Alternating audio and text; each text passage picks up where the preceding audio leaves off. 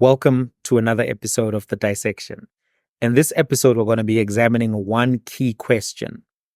Is President Cyril Ramaphosa going to be able to retain his job?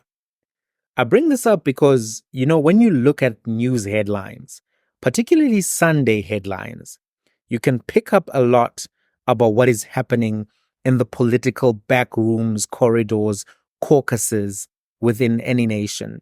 And one of the headlines that has come up quite recently is that Ramaphosa has been warned of eviction. And this article came up in the Sunday World. The details of that article are that several members of the ANC NEC oppose any further talks, backdoor discussions with the Democratic Alliance. In fact, apparently what Sunday World is reporting, and this is information that they will have been given by people within the NEC. The way this works is that everyone has sources in the media and everyone has sources in the political parties, and they give each other. I should rather say they have contacts in the media, and the media has sources within the political infrastructure of most organizations. So what this article is saying is that apparently there was a shadow team of ministers that was negotiating with the Democratic Alliance. And it mentions those ministers and some of the former ministers. Monli Kungubele was one of them. Enoch Gotongwane was another. And Nat Kikana was another. And apparently they were sent to talk to the Democratic Alliance. And there were several talks that were held. And Ramaphosa actually told NEC members that he had conversations with John Steenhuisen. So apparently this was something that caused a lot of consternation, and even Gwede Mantashe himself has stipulated that he opposes these covert talks with the Democratic Alliance. This is what the article is saying. And it's saying that the NEC pushed back against any coalition whatsoever with the Democratic Alliance, and that some of the people who directly opposed this were actually people who were within what would be considered the Ramaphosa camp. So one of the leaders of the Eastern Cape ANC General Secretary, not General Secretary, just Secretary, said that his name is Lula Mangwaitobi. He said that he would be ashamed to go back and explain to his child that, the ANC had gone into coalition with the DA. Apparently also Lindiwe Sisulu opposed the deal. Apparently Nkosazana Dlamini Zuma opposed the deal. Other people such as Phumulo Masawele also opposed the deal. So several people opposed this deal. And this reporting makes me really think that President Ramaphosa is not dealing with a united ANC and is not dealing with an ANC where his own leadership is secure.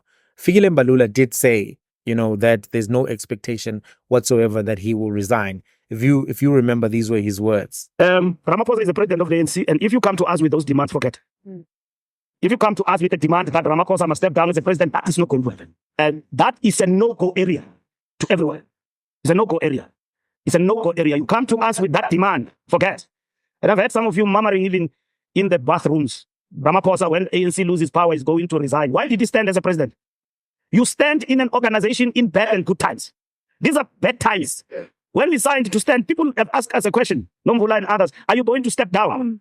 When we agreed in Nazareth to the branches of the ANC that we stood, it meant even for occasions like this. And we are leadership. Our leadership is tested. You don't run away. But despite what has been said by Fikile Mbalula, it does look as if there is a push. And if you look, politicians do fight through media. And if you look at some of the stuff that has been reported, in the last week, there was a front page on the City Press talking about a resignation or some kind of a issue relating to loss of leadership. Number two, there was an article in the Sunday Times itself, which is generally a pro-Ramaphosa publication, which was also talking about the worst track record that President Ramaphosa has got a very bad track record. And I'm posting these so you can see them as well. And then there was also another article in the Sunday World last week talking about a threat of an exodus. So that's last week, all three Sunday papers. This week, one of the Sunday papers pushing this kind of a narrative. It does make you wonder whether or not the president will be able to last until the next conference. he may be able to last until a deal is made. Many people may not be willing to take responsibility for the deal, or they may not be willing to make the markets panic, because it's clear right now that big businesses, rating agencies, the currency traders have put a preference, and their preference is to have President Ramaphosa at the helm of the ANC ticket and to have DA in the mix somewhere. That's what they want, and they've put pressure on the ANC to choose that particular preference. But let's assume that you do end up with some kind of a DA, ANC, IFP coalition, maybe Patriotic Alliance, Rise, Build One South Africa, a few other parties. Then you have EFF and MK in opposition. Let's assume you have that. Does that therefore mean that President Ramaphosa will be safe? I don't think so. And I think that there are still so many opponents that he has, and opponents who are feeling vulnerable, that they may be willing, when the Phala matter comes up, to be able to actually abandon him and then begin a process of pushing towards a no confidence, and perhaps even for him to resign. So let's examine why there could be opposition to President Ramaphosa. First, we'll look at the fundamentals.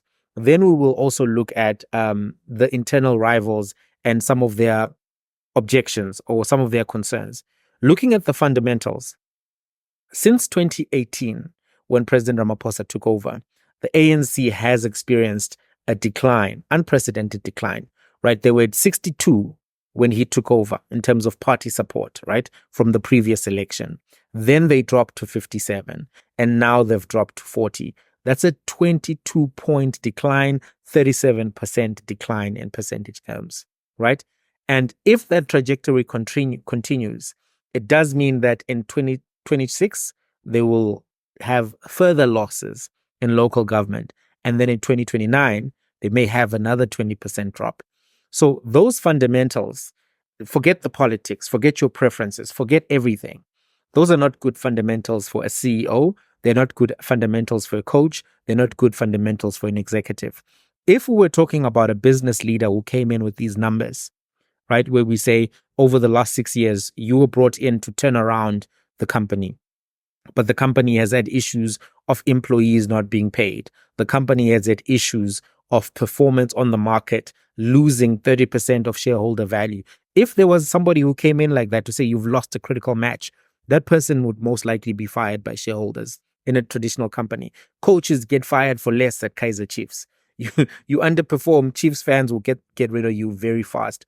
So fundamentally, I think there are legitimate arguments around change of leadership within the ANC, purely based on that. Obviously, politics is different. There are dynamics. Obviously, he inherited a party that had been led by other people. Some of the perceptions of the ANC are not his fault, and his hope, the Tumamina hope, the Ramaphoria, did not live up to expectations. Part of that is because of the pandemic. The pandemic affected all of the leaders who were in power because they were not always able to execute their manifestos. But then, by the same token, people will say, Zuma also inherited, the 2008 market crash. And by the same token, he would have had challenges, but he was able to have a good performance for the ANC and not have the loss that has been experienced under President Ramaphosa. So that's on the fundamentals. Many people at a grassroots level will be worried about these fundamentals because they want their party to do well. They believe in the ideology, the pedigree, the history of the ANC, and they want to continue to see the ANC to succeed, to have another 150-year anniversary, if you will, to continue to be the largest political party in South Africa and the oldest in the continent. All of those things. There are many people who want that, and they want it for legitimate reasons. So the fundamentals don't look good for President Ramaphosa. But let's go further. There are people within his organization who have ambition. And those people may view these declining statistics as reason enough to change leadership, right?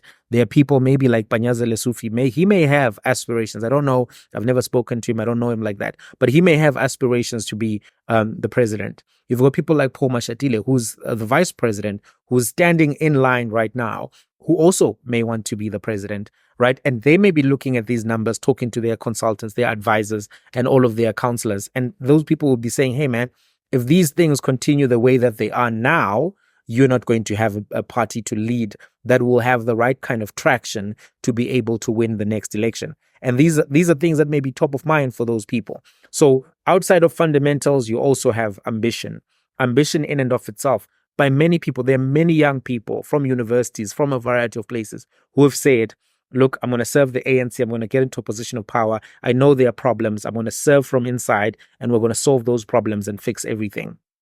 Those people may also be looking at this situation saying, no, we can't continue down this path. So everything that I'm outlining here is to point out that not everyone calling for or who will or may push for Mr. Ramaphosa to step down or step aside or, go into retirement will be doing it for reasons merely of getting into coalition with DA, etc. There are many people, and you can see from the number of articles that have come out, who will have concerns.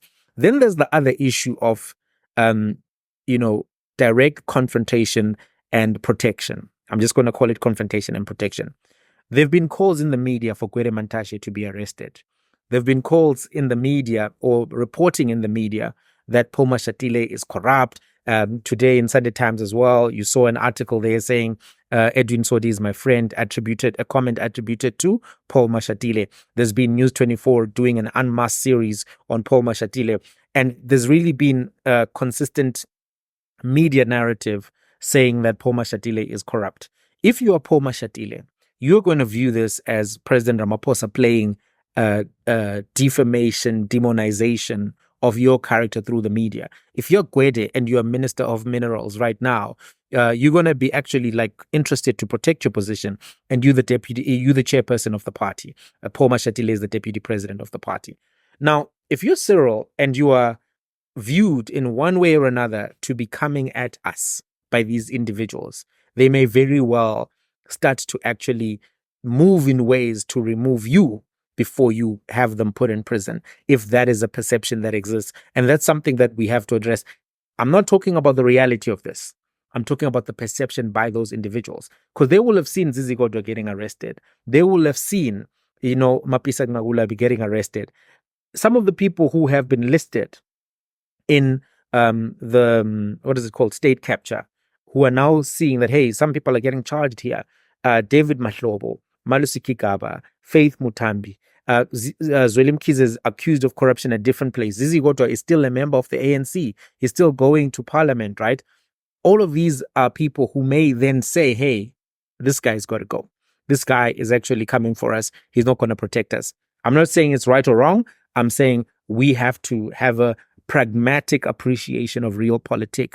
If there are many people in your organization who are feeling victimized, targeted, who are feeling as if, you're going to sacrifice them so that you can stay in power, they may act in ways to remove you from power before you remove them from power, right? And some of these people are occupying very important positions. So that's why I'm putting to you and asking you, do you think, in your opinion, that President Ramaphosa will be president at the end of this year, or president at the beginning of the next ANC conference?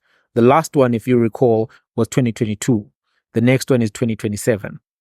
Do you think he'll win that conference, or do you think not necessarily win that conference? Do you think he'll be president at that conference or after that conference? Let's have a conversation. But before you go, 89% of you are not yet subscribed to the channel. Please subscribe to the channel. It helps people find the channel. It helps YouTube know that you like the content. It helps this algorithm thing that they do there. So please subscribe, please comment, please like, please interact. I really appreciate your engagement, your participation. What we're doing here is trying to create media content that you won't always see on your TV, and that you always know you can find here on YouTube and on the other platforms where I share this content. So please, please, please subscribe, turn on the notifications even. I'm going to try to be as consistent as I can be. And I'm going to try to see if we can get coverage for you as we get closer to that time. Remember, they've got up until the 18th to sort all of this stuff out, because the parliament is moving, the timeline is moving. So we'll see whether everyone can get everything in order by that time. But what do you think? Do you think President Ramaphosa is going to make it to the end of the year? What do you think? Let's have a conversation. Till the next one.